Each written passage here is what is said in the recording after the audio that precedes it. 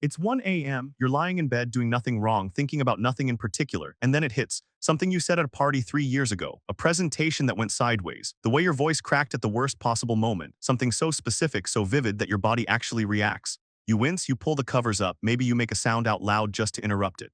Nobody sent you a reminder, nothing in your day referenced it. It just arrived, uninvited, in full detail, and the worst part isn't the memory itself, it's that you can't stop it. You know it doesn't matter anymore. You know the other people involved have probably forgotten it entirely. You know this on a rational level, and it plays again anyway. This video is about why that happens. Why the brain ambushes you with your own embarrassing past at the exact moment you're trying to rest. And what it actually says about how your mind handles the things that hurt your sense of self. During the day, your brain is busy. Tasks, conversations, decisions, distractions. There's always something pulling your attention forward, and that forward pull, without you realizing it, acts like a filter. It keeps certain thoughts from surfacing, not because they're gone, because there's no room. Night removes that. When you lie down, the noise stops. There's no next task, no conversation to navigate, no screen demanding a response. And in that quiet, the mind doesn't go blank. It goes inward. It starts processing the things it didn't have space for during the day. This is why nights can feel emotionally louder than days, even when nothing has happened. The thoughts were always there. The stillness just stops drowning them out. Embarrassing memories are particularly good at filling that space, not because your brain is cruel, but because they represent something unresolved. And the mind has a strong pull toward the unresolved. There's a well-documented tendency in human psychology for the brain to return repeatedly to incomplete or unresolved experiences. Things that were finished, processed, and filed away don't demand attention. Things that weren't due. Embarrassment sits in that unresolved category for most people, not because the event is still happening, but because embarrassment is fundamentally a social wound. It's the feeling of being exposed, of having your self-image crack in front of others. And that kind of wound doesn't close just because time passed. It closes when the threat it represented feels neutralized. But here's the problem. Most embarrassing moments never get that closure. You didn't get to explain yourself. You didn't get to see the other people move on and forget. You didn't get confirmation that your place in the social world wasn't actually damaged. You just had to leave and live with it. So the brain keeps returning to it, quietly running the scenario again, looking for a way to resolve what was never resolved. That's not a malfunction. That's the mind trying to protect you, processing an experience that still feels on some level like open business. Here's where it gets more specific. Embarrassment isn't just awkwardness. Psychologically, it registers closer to threat, social acceptance, belonging, the perception others have of you. These things matter deeply to human beings and not just emotionally. Historically, social rejection had real consequences. Being seen as incompetent, weird, or out of place wasn't just uncomfortable, it was genuinely costly. Your brain's threat detection system doesn't distinguish cleanly between physical danger and social danger. Both activate a similar alarm, and that alarm, once triggered, wants to be taken seriously.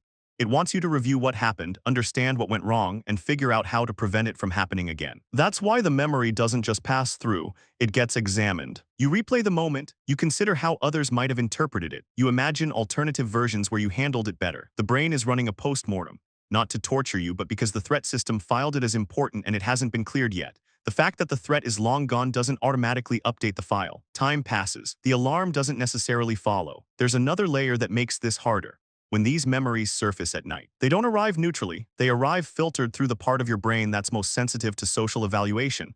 And that filter tends to magnify. In the moment the embarrassing thing happened, you were distracted by logistics, by adrenaline, by the immediate need to recover and keep moving. You didn't have time to fully feel it. But in the quiet of night, with no distraction and nothing to do, you feel it completely.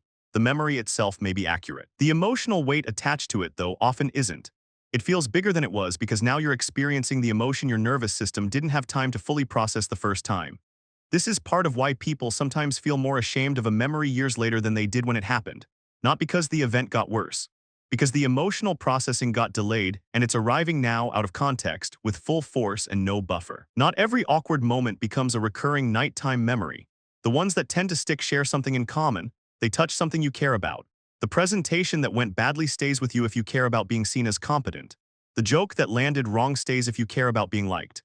The moment you froze and didn't speak up stays if you care about being the kind of person who is confident and direct. Embarrassing memories that resurface repeatedly aren't random.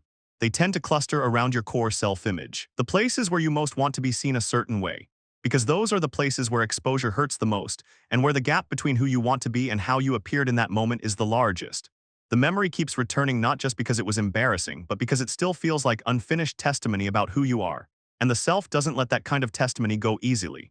Most people's instinct when these memories hit is to push them away. Think about something else. Tell yourself it doesn't matter. Try to force the mind towards something neutral or positive. This approach is understandable. It's also usually counterproductive.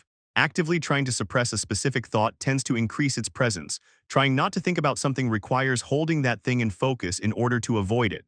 The suppression effort and the thought itself become linked. What tends to work better, and this varies by person and situation, is something closer to acknowledgement without engagement.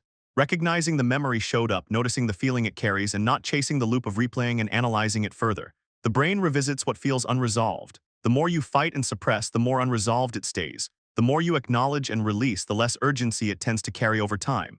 This isn't easy. But understanding why the memory is there in the first place makes it slightly less destabilizing when it arrives. Here's what all of this actually reveals. Those late-night flashes of cringe aren't your brain being irrational or punishing you for no reason. They're the output of a system that takes social experience seriously, maybe more seriously than the situation actually warrants, but not without logic. The mind returns to unresolved things. Embarrassment, at its core, is a social wound that rarely gets formal closure. So the brain keeps the file open. It revisits it at night when there's nothing louder competing for attention. It runs the memory again, trying to neutralize a threat that already passed. What that tells you about yourself isn't that you're weak or oversensitive. It tells you that you care about how you show up in the world, that you have a self-image worth protecting, that your social instincts are alive and functioning. The memory isn't evidence that you're defined by that moment. It's evidence that you're human enough to feel it. The people who never cringe at their own past aren't more confident. They're just less aware. And awareness, even when it's uncomfortable at 1 a.m., is always the better place to be.